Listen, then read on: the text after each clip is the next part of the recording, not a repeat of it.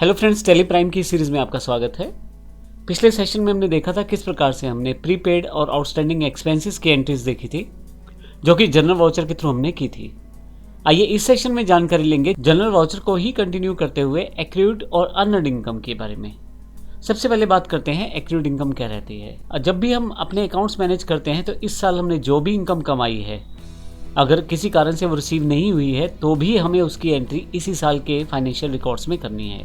इसी इनकम को accrued income कहते हैं। जो इनकम हमने कमा तो ली है, यानी कि उसके लिए जो काम करना था वो तो हमने कर दिया है, लेकिन इस फाइनेंशियल ईयर के एंड तक हमें रिसीव नहीं हुई है। तो ऐसे केस में ये हमारी एक करंट एसेट्स के रूप में अवेलेबल हो जाती है हमारी बैलेंस शीट में। और क्योंकि फाइनेंशियल रिकॉर्ड्स को हमें प्रॉपर मैनेज करना है तो इस साल की इनकम हमें इसी साल के रिकॉर्ड्स में दिखानी है।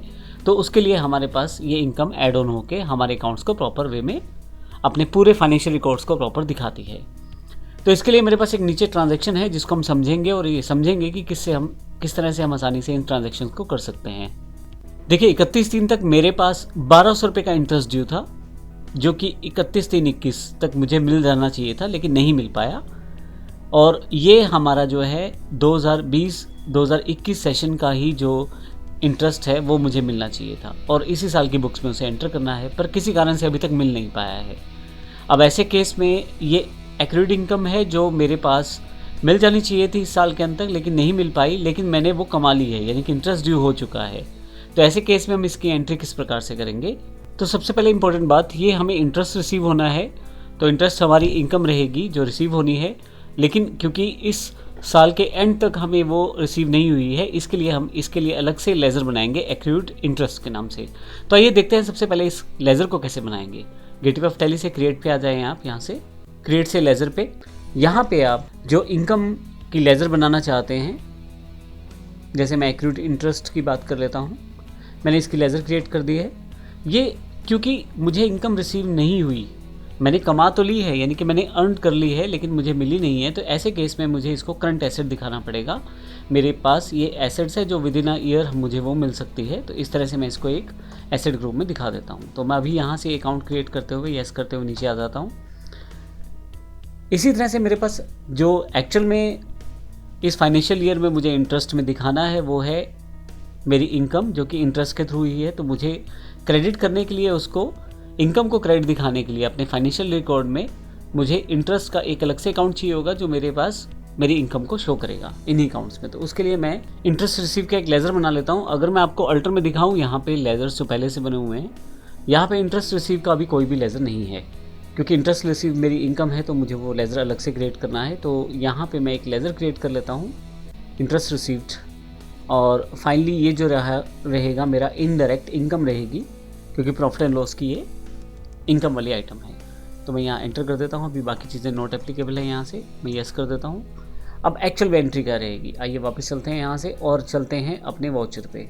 तो यहाँ वाउचर पे एंटर कर देता हूँ मैं यहाँ, और यहाँ पे एक्रूड इंटरेस्ट अकाउंट जो है मेरे पास ये डेबिट होगा, क्योंकि ये मेरी एक करंट एसेट के रूप में इस साल के एडजस्टमेंट एंट्री के रूप में है। क्योंकि इनकम रिसीव नहीं हुई है, लेकिन मुझे वो इनकम शो करनी है अपने अकाउंट्स में, इसलिए मैंने इसकी एडजस्टमेंट के लिए एक्रूड इंटरेस्ट अकाउंट को बनाया है, जो कि मेरी करंट एसेट के रूप में बिहेव करेगा जब तक मेरी वो एंट्री सेटल नहीं होती। तो ऐसे केस में डेबिट है मेरे पास 1200 रुपये।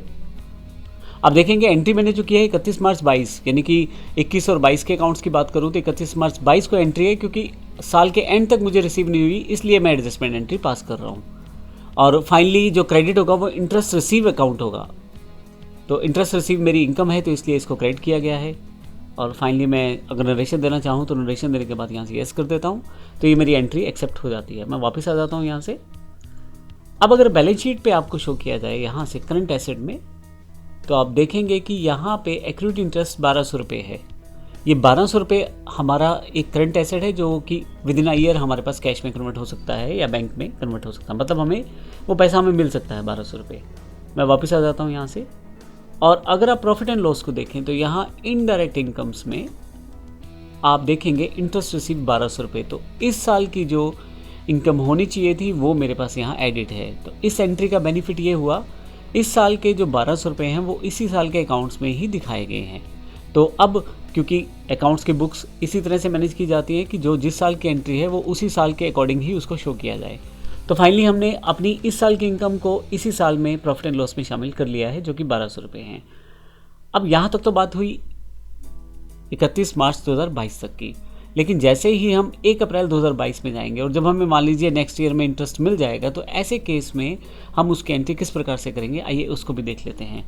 तो सबसे पहले मैं यहाँ से ड्यूरेशन चेंज कर लेता हूँ। तो अगर आप यहाँ से देखेंगे तो अभी जो करंट पीरियड है वो 1 अप्रैल 21 से लेकर 31 मार्च 22 तक है। तो मैं यहाँ ऑल्ट F2 प्रेस कर देता हूँ शॉर्टकट के रूप में, और यहाँ पे मैं अपना जो पीरियड है वो चेंज कर लेता हूँ। यहाँ से मैं अगले साल के अकाउंट्स पे आ जाता हूँ, यानी कि जब ये एंट्री मुझे एडजस्ट करके दिखानी है। तो 1 अप्रैल 2022 से लेकर 31 मार्च 2023 तक के अकाउंट्स में मुझे इसकी एंट्री करनी होगी। अब अगर यहाँ पे मैं आपको बैलेंस शीट दिखाऊं तो यहाँ पे अभी भी आपको करंट एसेट में ये 1200 रुपये दिखाए गए हैं, क्योंकि अभी एडजस्टमेंट एंट्री नहीं हुई है। और इसी तरह से अगर आप यहाँ देखें profit and loss indirect income, अब यहाँ पे इसकी कोई भी एंट्री नहीं है। रीज़न क्योंकि ये इस साल की इनकम ही नहीं थी। तो आइए अब देखते हैं इस एंट्री को हम करेंगे किस प्रकार से। तो सबसे पहले वाउचर्स पे आते हैं, और मान लीजिए अब मुझे ये अमाउंट मिलने वाली है या मिल गई है, तो ऐसे केस में मुझे ये रिसीव होगा इंटरेस्ट। तो इसके लिए मैं रिसीव वाउचर सेलेक्ट कर लेता हूँ। अब मान लीजिए मुझे ये रिसीव जो हुआ है, ये मेरे पास पैसा जो मिला है वो बैंक के थ्रू मिला है, इंटरेस्ट बैंक के थ्रू मिला है। तो ऐसे केस में मैं IDBI बैंक को सिलेक्ट कर लेता हूँ।